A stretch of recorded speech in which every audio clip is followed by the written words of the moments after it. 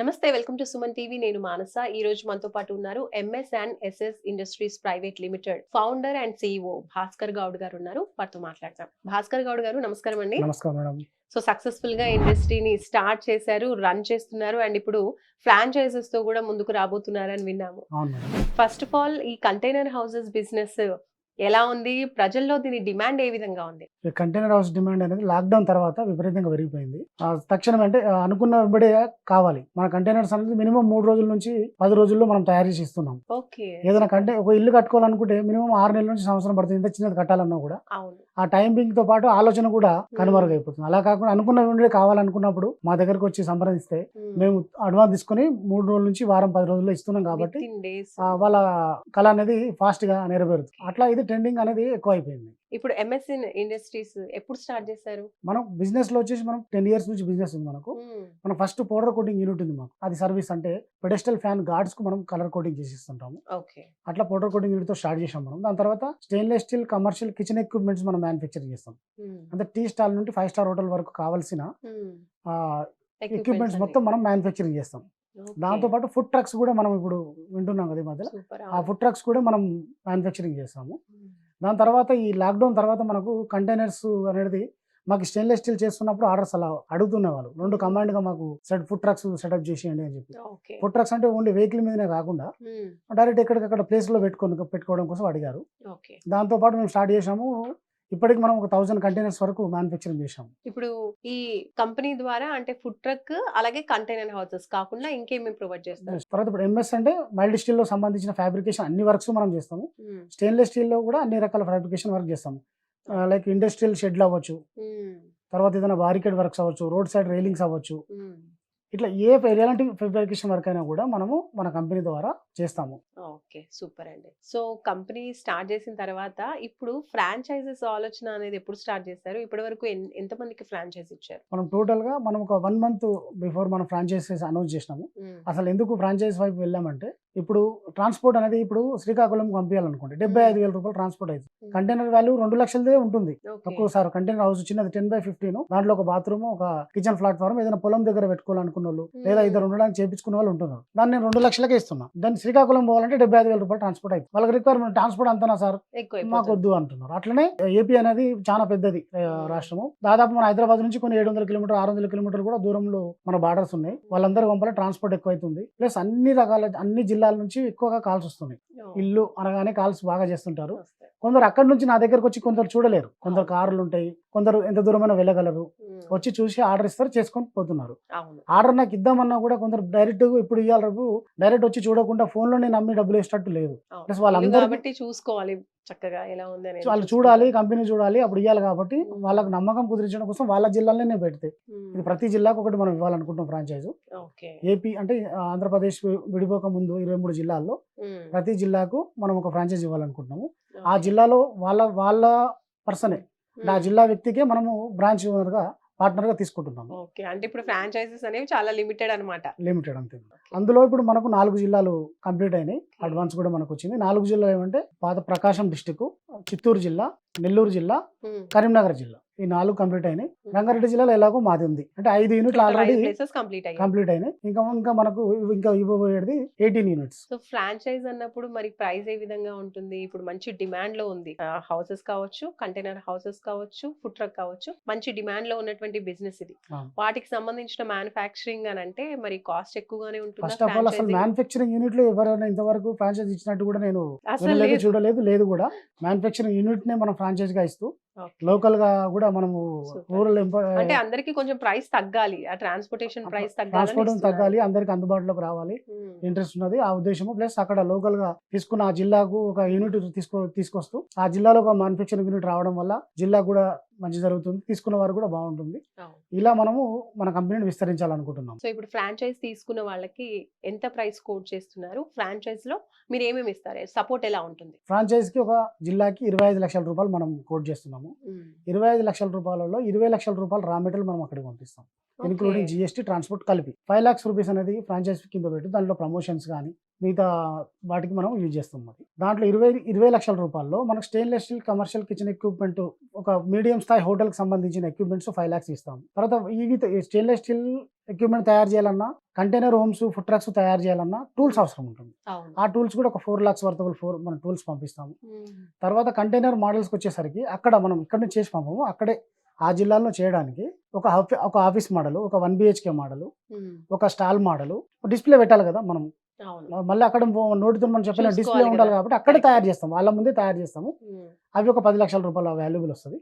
Total 15 lakhs worthable metal పోతూ దాని GST transport తో కలిపి 20 లక్షల రూపాయలు ప్రతి అకౌంటింగ్ తో పాటు అక్కడ ఇస్తాం మనం. క్లియర్ గా.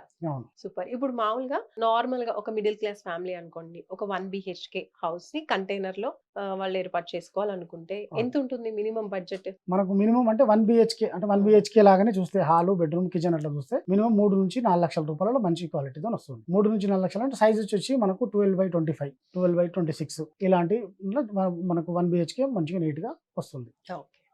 ఇప్పుడు ఫుడ్ ట్రక్ కూడా చాలా మంది ఇంట్రెస్ట్ చూపిస్తున్నారు. ఫుడ్ ట్రక్స్ అంటే వెహికల్స్ వాళ్ళు తీసుకొని వస్తారు. వెహికల్ తీసుకొచ్చినప్పుడు మనం దాన్ని మ్యానుఫ్యాక్చర్ 2 లక్షల రూపాయల నుంచి 2.5 లక్షల వరకు వాళ్ళు నచ్చిన విధంగా, అలా దోశ బట్టి కావాలి, స్టవ్ కావాలి, వాటర్ ట్యాంక్ కావాలి, వీటిని బట్టి మనం దానికి క్యానోపీస్, స్టిక్కరింగ్ అంతా చేస్తూ అది కూడా మనం చేసిస్తాము. 2 lakhs నుంచి స్టార్ట్ ఉంది. ఇవే కాకుండా ఏ రకమైన ఫ్యాబ్రికేషన్ వర్క్స్ అయినా కూడా మనం చేస్తాం. ఆ జిల్లాలో ఎలాంటి A to Z steel solutions, ప్రతిది ఏ వర్క్ వచ్చినా కూడా మనం దాన్ని అక్కడ రేటు ప్రకారంగా తక్కువ రేటుకు నాణ్యమైన మెటల్ వాడుతూ మనం చేసిస్తాం. సో మరి రా మెటీరియల్స్ ఇప్పుడు మీరు అన్నట్టుగా 20 lakh వర్త్ రా మెటీరియల్ ఇస్తామంటున్నారు. ఆ రా మెటీరియల్ గురించి, అలాగే రా మెటీరియల్ ఒకటి ఉంటే సరిపోదు, ఫ్రాంచైజ్ తీసుకుంటే సరిపోదు, మళ్ళీ అది తయారు చేయడానికి ఎంప్లాయీస్ కూడా కావాల్సి ఉంటుంది. సో రా మెటీరియల్ తో పాటు వర్క్ చేయడానికి మనుషులను కూడా మనం ఇక్కడ నుంచి పంపిస్తాము. అంటే అక్కడ వాళ్ళు చేయాల్సింది కొటేషన్ దగ్గర నుంచి కాల్స్ మన సెంటర్ కి వస్తుంటాయి. ఆ జిల్లాకు వచ్చిన కాల్స్ అక్కడ ట్రాన్స్ఫర్ చేస్తాం. అక్కడ వెళ్ళి చూసుకోమని చెప్తూ ఆ చూసుకున్న దానికి మనము కొటేషన్ ఇచ్చి, కొటేషన్ దగ్గర నుంచి డెలివరీ అయ్యేంత వరకు బాధ్యత మాది. అక్కడ ఆ బ్రాంచ్ దగ్గర ఒక 2 persons అంటే మీరే ఎంప్లాయీస్ కి ట్రైనింగ్ ఇచ్చి అక్కడ ఇద్దరు ఎంప్లాయీస్ అక్కడ లోకల్ వాళ్ళకి ఇద్దరికి మనం ట్రైనింగ్ ఇచ్చి పెడతాము. ఒకరేమో అక్కడ వచ్చిన వాళ్ళకి చూపించడానికి, ఒకలా జిల్లా మొత్తం తిరగడానికి, అంటే జిల్లా మొత్తం తిరుగుతూ మన బ్రోచర్స్ అవ్వచ్చు, మన పాంప్లెట్స్ అవ్వచ్చు ఎక్స్ప్లెయిన్ చేస్తారు. మనం ప్రమోషన్స్ కూడా మనం రెగ్యులర్ గా ఆ చేసిన వస్తువులన్నీ వీడియోలు తీసి మన ప్రమోషన్స్ ద్వారా మళ్ళీ మిగతా తీసుకునే వాళ్ళకు అందుబాటులోకి తెస్తాం. రా మెటీరియల్ నుంచి కంప్లీట్ అయ్యేంత వరకు బాధ్యత మాది. ఓకే, సూపర్ అండి. హ్యాపీగా ఫ్రాంచైజ్ తీసుకున్న వాళ్ళకి ఇంకా ఎక్కువ కష్టపడాల్సిన అవసరం ఉండదు నాకు తెలిసి. ఎంప్లాయీస్ ని మీరే ఇస్తున్నారు, సర్వీస్ అంటే ఎలా మనకి సేల్స్ రావాలి అనేది కూడా మీరే ఐడియా ఇస్తున్నారు కాబట్టి, అడ్వర్టైజ్మెంట్స్ కూడా చేస్తున్నారు కాబట్టి ఇంకా వాళ్ళు హ్యాపీగా జస్ట్ ఫ్రాంచైజ్ తీసుకుంటే సరిపోతుంది. అన్ని సేల్స్ అని కంప్లీట్ అయిపోతూ ఉంటాయి.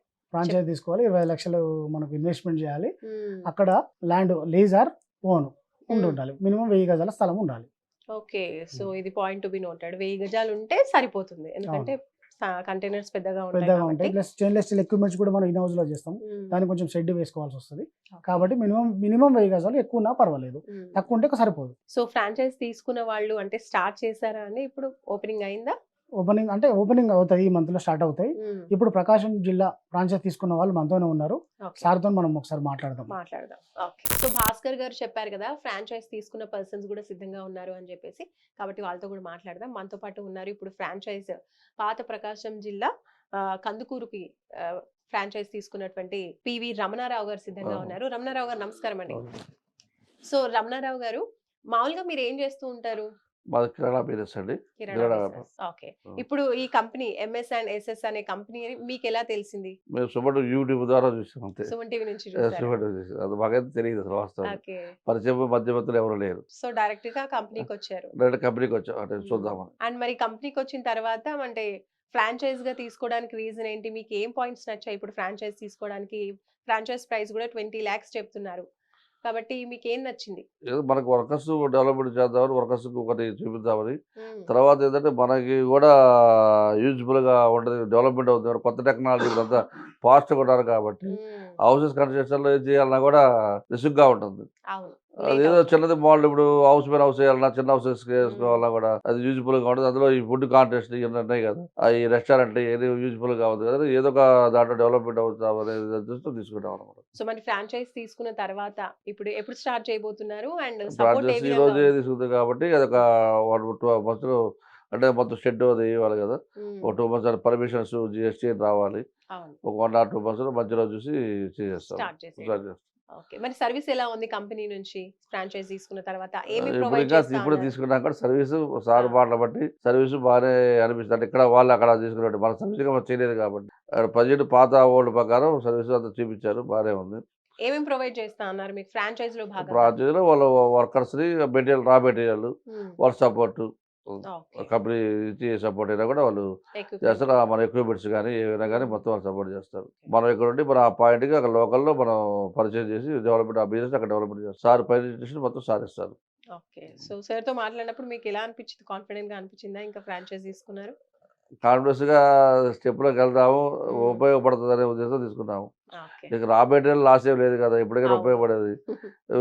ఉంటే వీటిలో లేకపోతే మన ప్లేసే కదా, ఒక షెడ్డే కదా అనే ఉద్దేశంతో మనం దిగుతున్నాము. కరెక్ట్ అండి. సో మీలాగా ఇంకా ఫ్రాంచైజ్ తీసుకోవాలి అనుకున్న వాళ్ళకి మీరు ఏం చెప్తారు కంపెనీ గురించి, ఈ బిజినెస్ గురించి? కంపెనీ గురించి మనం కొత్తగా దిగుతున్నాం కాబట్టి అది మన ఇది అందులో ఏదంటే ఇది ఎక్కడికక్కడ షిఫ్టింగ్ చేసుకోవచ్చు, మార్చుకోవచ్చు. ఒక హోటల్ పెట్టాలి, ప్లేస్ మనం తీసుకుంటాం, వాళ్ళు ఖాళీ చేయాల్సి వస్తే మళ్ళీ ఆ షిఫ్టింగ్ మొత్తం తీసుకోవచ్చు కదా. అదే హోటల్ తీసుకుని ఆ ఫర్నిచర్ మొత్తం తీయాలంటే వేస్ట్ అయిపోతుంది కదా, సగం వేస్ట్ అయిపోతుంది కదా. ఇప్పుడు ఖాళీ ప్లేస్ తీసుకుంటాం, మనం లీజ్ తీసుకుంటాం 5 సంవత్సరాల తర్వాత. ఇది కాబట్టి షిఫ్టింగ్ కావచ్చు, మొత్తం 3 సార్లు ₹1 కూడా వేస్ట్ అవ్వదు. వాళ్ళకి యూస్ఫుల్గా తీసుకెళ్ళిపోతారు, యూస్ఫుల్గా ఉంటుంది. అలాంటి వాటికి కానీ పై రూమ్స్ కానీ అందులో మెటీరియల్ కూడా సార్ చెప్పినట్టు ఏంటంటే ఇనుము ఐరన్ కాబట్టి హాఫ్ మెటీరియల్ ఎప్పుడు ఒక 10 years తర్వాత అయినా హాఫ్ మెటీరియల్ వాళ్ళకి కస్టమర్కి వస్తుంది. దాంట్లో ఇప్పుడు బిల్డింగ్ వాల్యూ 10 lakhs అయితే 2 lakhs 3 lakhs కదా అవుతుంది. ఆ 3 lakhsలో 1.5 lakh 10 ఏళ్ళు వాడుకున్న తర్వాత కూడా వస్తుంది కదా. అంటే ప్రజెంట్ పరిస్థితులు దానికోసమని బిజినెస్ పాయింట్ ఆఫ్ వ్యూ లో కూడా బిజినెస్ తర్వాత కూడా వేస్ట్ అయితే ఏం లేదు కదా, ఇనుము స్టీలే కాబట్టి. ఒకవేళ స్పేర్ పార్ట్స్ మార్చుకోవాలన్నా కూడా ఇమీడియట్ గోడ పలగడం అవసరం సార్ చెప్పినట్టు వెల్డింగ్ కాబట్టి ఇమీడియట్గా 1 dayలో మార్చేస్తారు. ఏదైనా కూడా సర్వీస్ కూడా ఉంది కాబట్టి మెయిన్ సర్వీస్ పాయింట్ ఆఫ్ వ్యూలో కూడా చూస్తున్నాం, సర్వీస్ బాగా ఇవ్వాలి, సర్వీస్లో చూస్తున్నాం. అంటే కొన్న తర్వాత ఇప్పుడు ఏదైనా ఇప్పుడు డోరు ఏదైనా మార్చాలనుకోండి మేడం, ఇప్పుడు అదే పగల కొట్టాలి సిద్ధార్థ పగల ఉంటారు. ఇది అనుకోండి మెటీరియలే కదా, ఈ వెలికి తీసి అక్కడ పెడతారు, వెళ్ళి మళ్ళీ క్లోజ్ చేస్తారు. అది వెళ్ళితే ఒక 1 dayలో ఒక హాఫ్ డే అయిపోతుంది. అదే వర్కర్స్ డబుల్ వర్క్ అవుతుంది కదా, చాలా ఖర్చు అవుతుంది కదా. రీమోడల్ చేయాలన్నా, ఫ్యాన్స్ మార్చుకోవాలన్నా, టెన్నిస్ చేయాలన్నా కూడా ఫాస్ట్గా అయిపోతుంది కదా. అది రైట్ అండి. మొత్తానికి మీరు చాలా హ్యాపీ ఫ్రాంచైజ్ తీసుకున్నారు. ఓకే అండి, ఆల్ ద బెస్ట్. మీరు స్టార్ట్ చేసినటువంటి ఫ్రాంచైజ్ బిజినెస్ సక్సెస్ అవ్వాలని కోరుకుంటున్నాం. థ్యాంక్ యూ సో మచ్ అండి. సో చూస్తున్నారు కదండి, MS&SS ఇండస్ట్రీస్ ప్రైవేట్ లిమిటెడ్ కి సంబంధించిన ఫ్రాంచైజ్ తీసుకున్నటువంటి పివి రమణారావు గారు మనకి చాలా క్లియర్ గా ఎక్స్ప్లెయిన్ చేశారు.